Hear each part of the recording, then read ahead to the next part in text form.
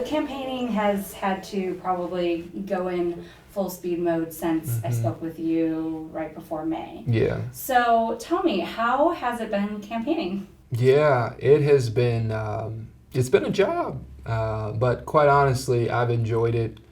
I've made so many new relationships as a result, just meeting new residents, business owners, just really trying to connect further with the Dayton community.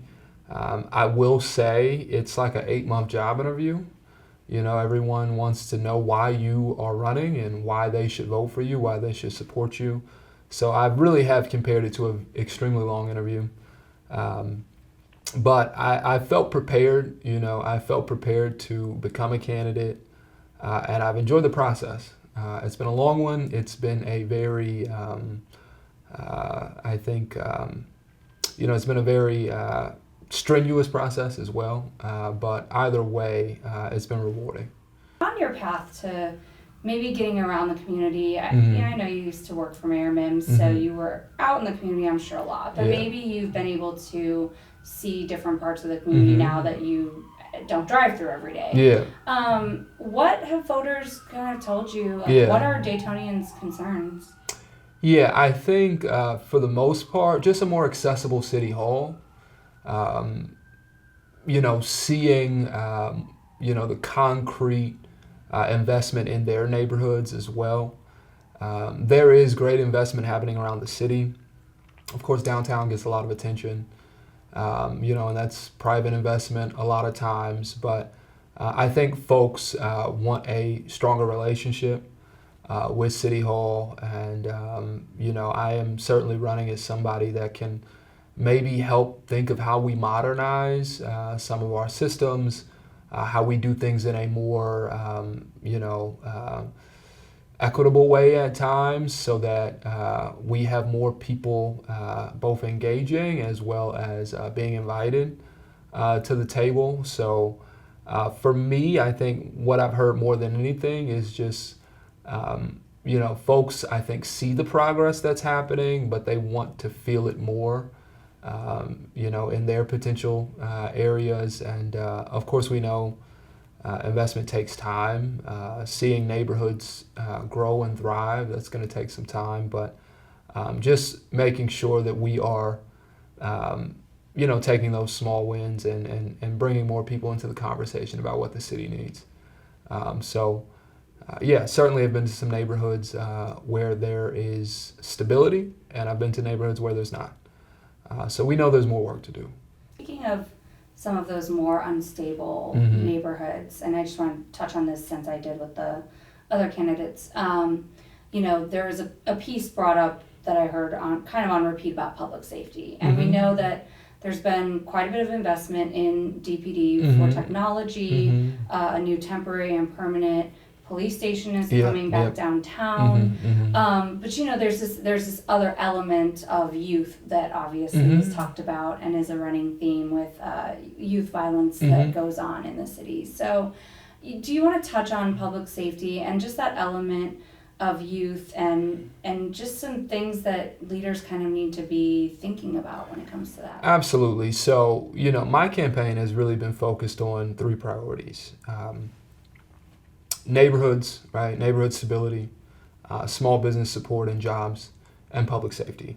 But public safety to me is personal because, you know, when I look at the victims that have been, you know, lost from gun violence in this community, seemingly a lot of those victims are young and African American, right? So that is, you know, and of course every victim of gun violence, you know, certainly we want to, you know, achieve justice, right, and make sure those families feel cared for by their community.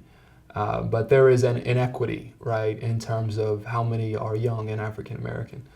So for me, looking at that is extremely relatable in a way, and my hope and my goal is to see the city's violence intervention program follow through. I know right now that the city's in the process of identifying the right nonprofit to then fund and host that program. And it's critical that not just get to the finish line, but it's critical that be consistently evaluated.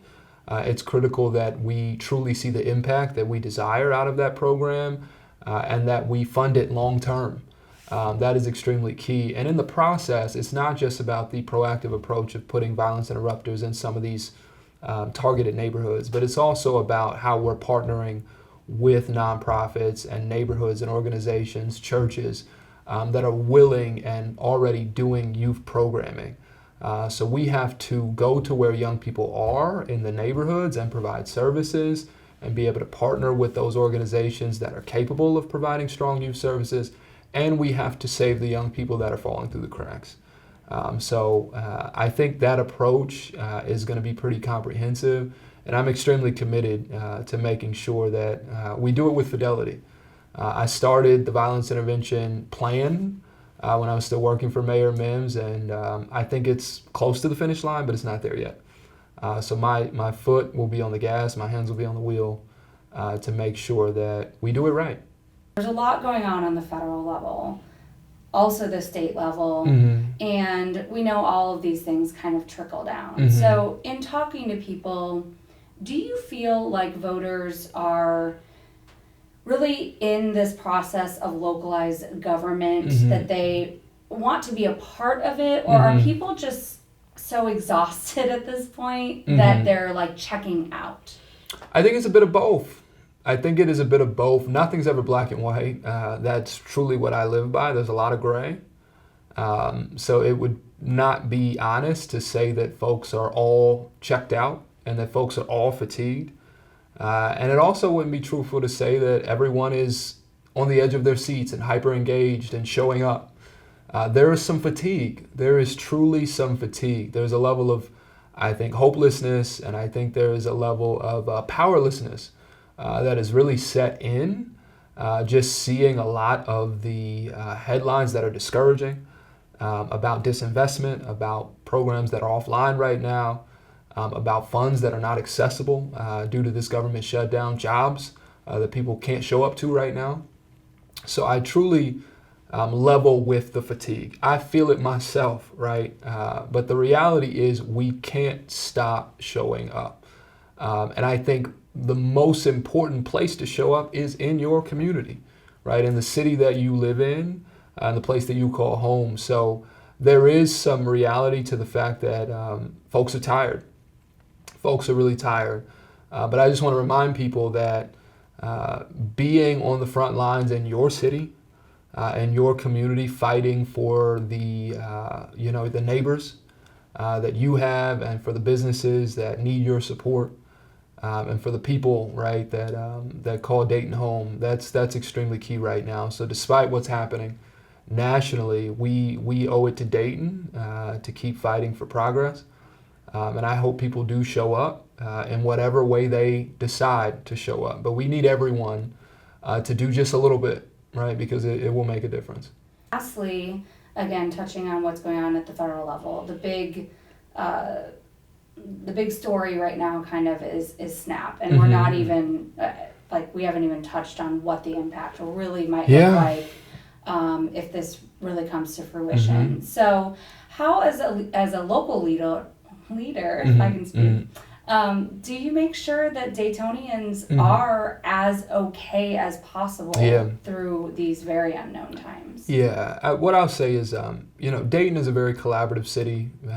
We've been through a lot of, I think, historical disinvestment, job losses, and the way we have fought our way back consistently is through collaboration, through just this spirit of resilience. Now is no different. Right, we have to come together. We've got to partner with our institutions that do food insecurity work. The food bank has stepped up. I want to thank the county for diverting additional funds to the food bank right now.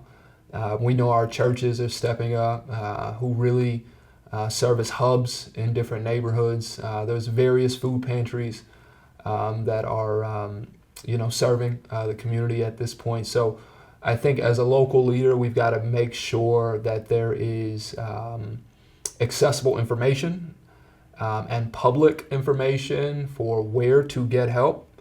And we've got to make sure that people can find that, and that we're being loud about it, and that we're making sure that those who need it are getting connected to that support and that help. And that is truly, I think, the most we can truly do right now until our federal government figures this thing out.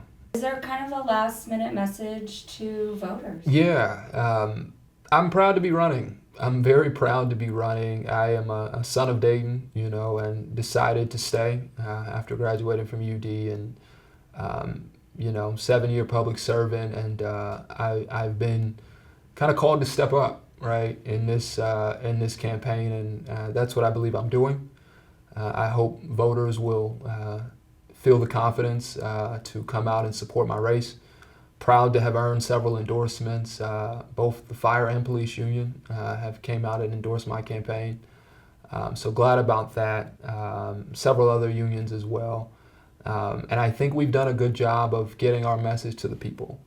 That I am a candidate that knows Dayton, that lives in this city, and was raised here, right? And really want to offer a new sense of energy, a new sense of urgency, follow through, and responsiveness to the problems that we know we have as a city, and bring solutions to the table.